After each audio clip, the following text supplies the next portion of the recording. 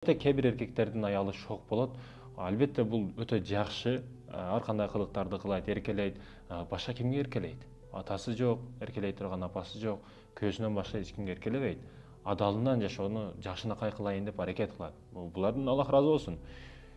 Береке таппайт кимиси дейт? Күйөөсүнө кыянат кылган. Бул дүйнө акыретте дагы береке таппайт. Ишене бериң, 100% кыянат кылган адам береке таппайт. Бул эркек киши болсун, аял киши болсун. Мен азыр мисал кылып аялды айтам, эркек дагы сабак алыш керек. Кээде эркекти мисал кылып айтам, аял дагы сабак алыш керек.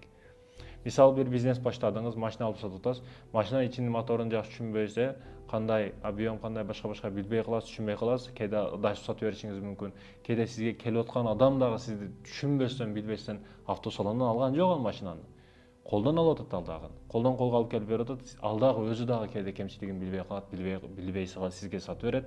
Ошондуктан мен билбей коюпмун, билбей калыпмын десе бул туура да, ката да.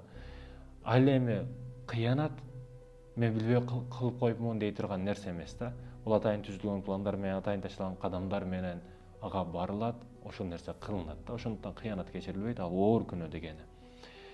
Күйөөсүнө кыянат кылган аял береке таппайт экен. Аялына кыянат кылган эркек дагы береке таппайт. Мамилени бузган эки достору менен кээде өтө жакшынакай мамиледе болот. Кийин эле мисалы достору келсе жаман көрүп, чайнектерди тарса турс коюп, аялы туура эмес мамиле кылып, ортону бузган айтор. Ортону бузган аял. Келген адамдар дагы мурда келип турат эле досум жок деп, кийин аял үйлөнгөндөн кийин келбей коет мисалы үчүн. Жакын туугандар келбей коет. Мисалы аял жактан тууганы келсе өтө сонун үйдөгү подвалда жаткан компот варениялардан берип өтүп чыгат дасторконго, өтө сонун болот, керемет болот. Эми жеп эле жаткың келет ошол жерде. Бирок күйөөсү жактан туугандары келип калса, аларды не кылат? Адилетсиздик кылып коет, урматтуу мекендешим. Булар дагы береке таппайт экен. Көрүп турат, күйөөң көрүп турат, карап турат. Кимге кандай мамиле болуп атканын көрүп турат. Ошондуктан баарына бирдей болуш керек, баарына бирдей жеткириш керек бардык нерсени. Мамилени бузбаш керек айтор. Күйөөсү кимге кандай мамиле кылат, күйөөсү кайсы учурда уктайт, күйөөсү кандай тамактарды жакшы көрөт, буларды билип ошол нерсеге аракет кылыш керек. Ар ким келсе уйкусун бузуп тургуза бергенин дагы кереги жок. Хазиретте Мухаммад Садык Мухаммад Юсуф өтө күчтүү аалымдардан бири болгон. Мунун аялы дагы ошого устазга жараша мамиле кылган да. Аны кандай дегени, ортодогу үй тирүүлүгүн аралаштырбастан бул илим адамы деп туруп илимге коюп, келип аткан сырттан келип аткан коноктор дагы жок, азырет азыр уктап атат, азырет азыр чай жеп атат, чайыны бөлбө, нанны бөлбө, китеп окуп атат, азыр кирбей турган учур деп убакытты өз сенемине алган да. Андан кийинкиси күйөөсү менен кайненесин уруштурган. Апасы менен күйөөсүн уруштурган. Ушундайлар дагы жок эмес.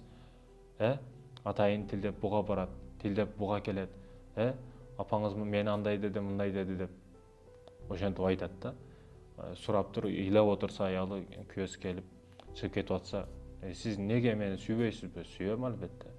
Мени сүйсөңүз эмне үчүн кайненеңиз урушат, сөгөт, башка кылат, тилдейт, бир болушуп койбойсуз, жакшылык кылып койбойсуз десе, албетте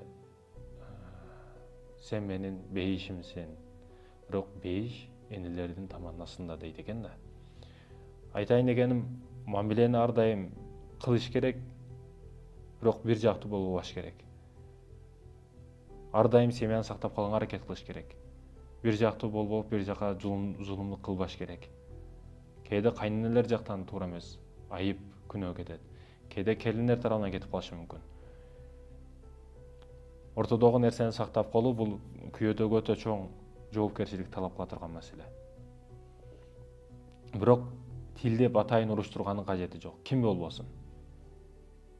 Андан кийинкиси күйөөсүн башкарам деген. Күйөөсүн башкарууга аракет кылам дейт. Бийликти, флагты мен карамайм, мен башкарам, менин сөзүм сөз, айткан деген деп өзүнчө Елизавета болгонго аракет кылат да.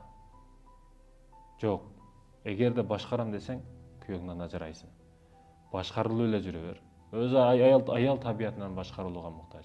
18-20 жыл атаңа баш ийип келдиң, мындан бияга да баш ийип кете бер. Негизи ушундай система. Баш ийүүгө муктажсың.